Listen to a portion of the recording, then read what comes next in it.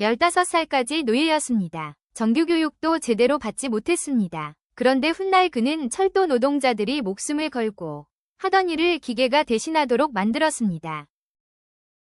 한때는 남의 땅에서 자유조차 없었던 소년. 그런 그가 스스로 공부하고 농장을 일구고 기계를 만들고 특허를 내고 마침내 철도 노동자의 생명을 지키는 발명가가 됩니다. 그의 이름은 앤드루 잭슨 비어드. 사람이 다치는 것이 당연한 일이라면 그 일을 바꿀 수 없을까? 이 질문 하나가 어떻게 한 사람의 인생을 바꾸었는지. 1849년 미국 엘라베마 앤드루 잭슨 비어드는 노예 신분으로 태어났습니다. 그가 어린 시절을 보낸 곳은 농장이었습니다. 자유롭게 학교에 다니며 공부할 수 있는 환경도 아니었습니다. 그리고 15살, 그에게 인생을 뒤집는 사건이 찾아옵니다. 해방.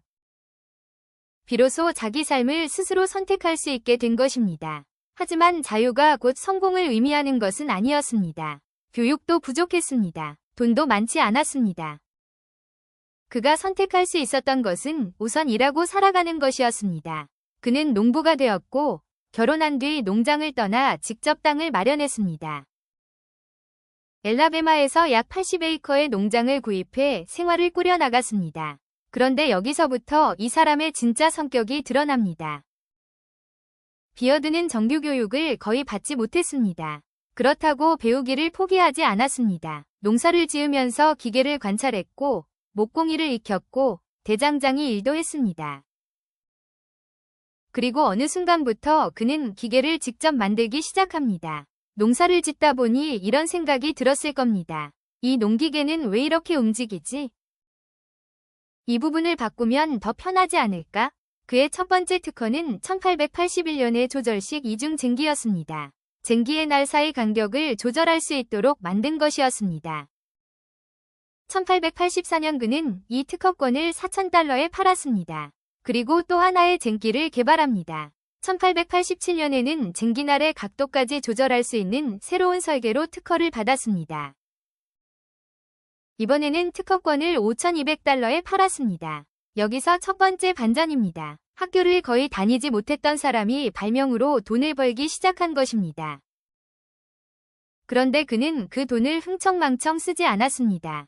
부동산 사업에 투자했습니다.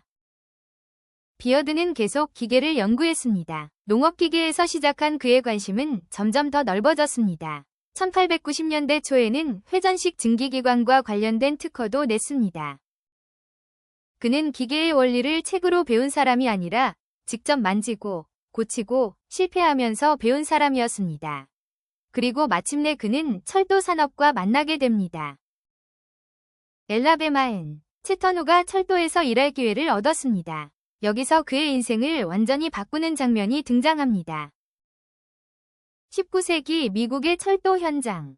기차 한 대가 움직입니다. 화물차와 화물차를 연결해야 합니다. 오늘날처럼 버튼 하나 누르면 끝나는 일이 아닙니다. 당시 수동 연결 방식에서는 노동자가 움직이는 두 차량 사이로 들어가 연결고리를 맞추고 큰 핀을 끼워야 했습니다. 타이밍이 조금만 어긋나도 차량이 밀려오면서 사람의 손이 끼일 수 있습니다.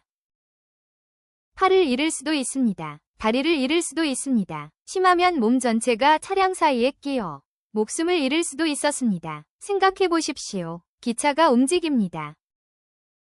노동자는 그 사이에 들어갑니다. 차량이 조금씩 다가옵니다. 손에는 연결용 핀이 들려 있습니다. 몇 초의 실수가 평생의 장애가 되고 때로는 죽음이 됩니다.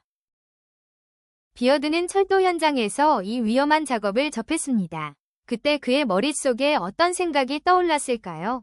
정확한 당시의 독백이 기록으로 남아있는 것은 아닙니다.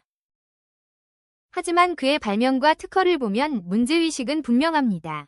사람이 차량 사이에 들어가지 않아도 연결되게 만들 수는 없을까? 바로 이 질문입니다.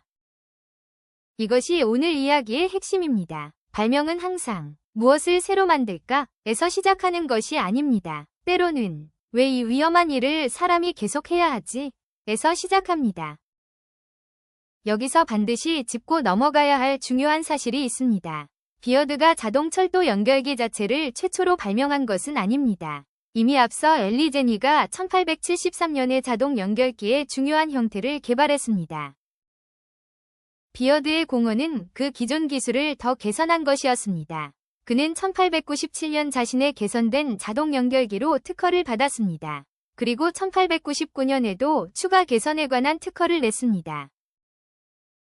국립발명가 명예의 전당은 그의 발명을 기존 자동 철도 연결기의 개선으로 설명합니다. 이것이 오히려 더 재미있습니다. 위대한 발명은 반드시 아무것도 없던 곳에서 완전히 새로운 것을 만들어내는 것만을 뜻하지 않습니다. 이미 존재하는 기술을 보고 이것을 사람에게 더 안전하게 만들 수 없을까? 라고 생각하는 것도 위대한 발명입니다. 비어드의 개선된 장치는 흔히 제니 커플러라고 불립니다. 핵심은 차량이 서로 접근했을 때 연결기가 자동으로 맞물리고 잠길 수 있도록 하는 것이었습니다.